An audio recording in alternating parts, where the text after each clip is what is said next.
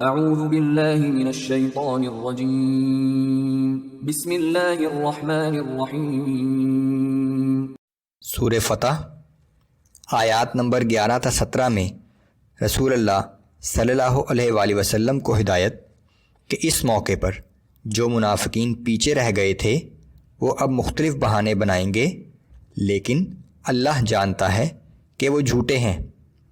اب ان کا معاملہ اللہ کے سپرد ہے، وہی ان کا فیصلہ کرے گا۔ ان منافقین کو آئندہ کسی مہم میں مسلمانوں کے ساتھ جانے کی اجازت نہیں، معذور افراد کے لیے لڑائی پر جانے سے استثناء۔ اللہ اور رسول اللہ صلی اللہ علیہ وآلہ وسلم کی اطاعت کرنے والوں کے لیے جنت کی بشارت۔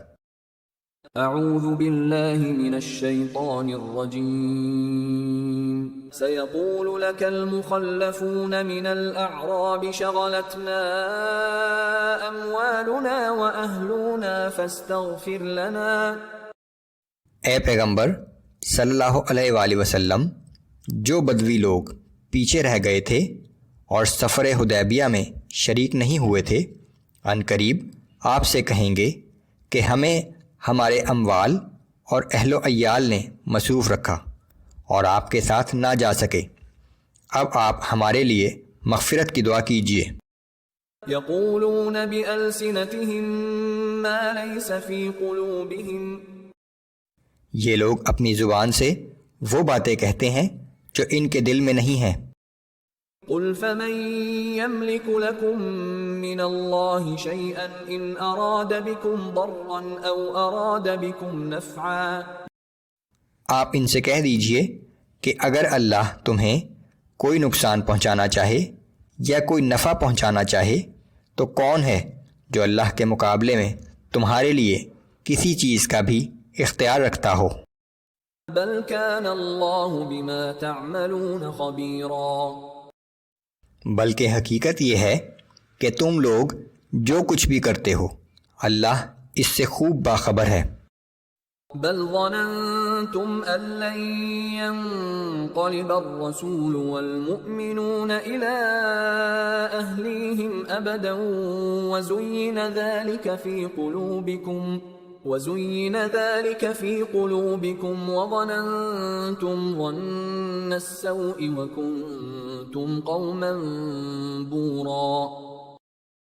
بلکہ اصل بات یہ ہے کہ مسلمانوں کی مکہ روانگی کے وقت تم نے یہ گمان کر لیا تھا کہ رسول اللہ صلی اللہ علیہ وآلہ وسلم اور مسلمان اب کبھی واپس لوٹ کر مدینے میں اپنے اہل و عیال کے پاس نہیں آ سکیں گے، اور یہ بات تمہارے دل کو بہت اچھی لگی تھی۔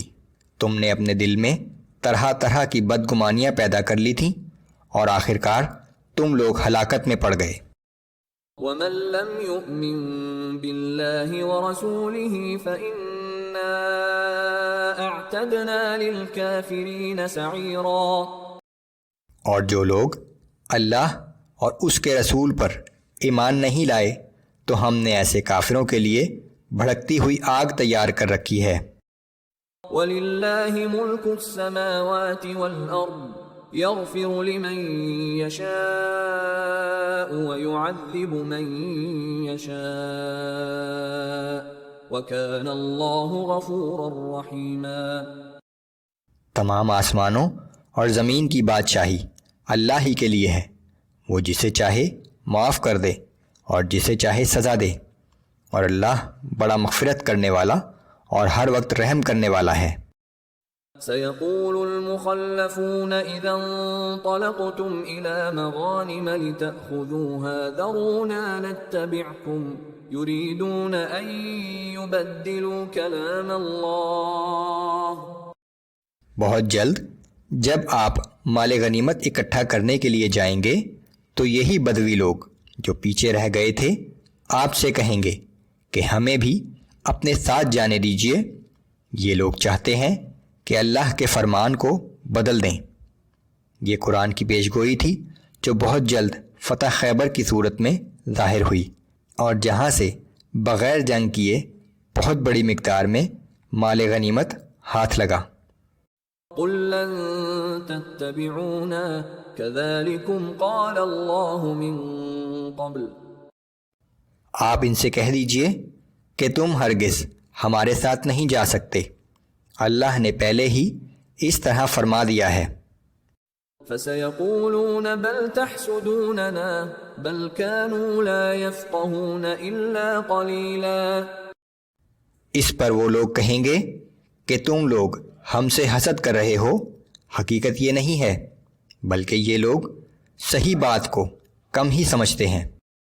قل للمخلفين من الأعراب ستدعون إلى قوم أولي بأس شديد تقاتلونهم أو يسلمون.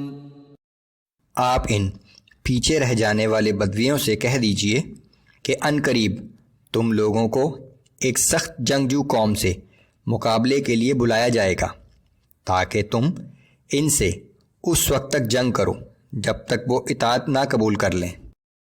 فَإِن تُطِيعُوا يُؤْتِكُمُ اللَّهُ أَجْرًا حَسَنًا وَإِن تَتَوَلَّوْا كَمَا تَوَلَّيْتُم مِّن قَبْلُ يُعَذِّبْكُمْ عَذَابًا أَلِيمًا.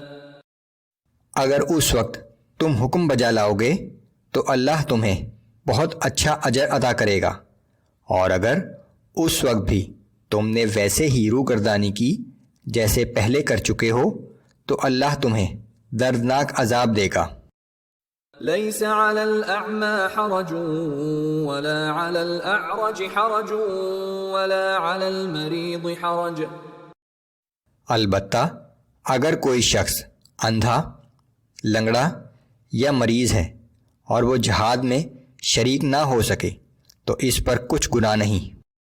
وَمَن يُطِعِ اللَّهَ وَرَسُولَهُ يُدْخِلْهُ جَنَّاتٍ تَجْرِي مِن تَحْتِهَا الْأَنْهَارُ وَمَن يَتَوَلَّ يُعَذِّبْهُ عَذَابًا أَلِيمًا. اور جو شخص اللہ اور اس کے رسول کی اطاعت کرے گا، اللہ اسے جنت کے ایسے باغات میں داخل کرے گا جن کے نیچے نہریں بہہ رہی ہوں گی، اور جو شخص روگردانی کرے گا اسے دردناک عذاب دے گا۔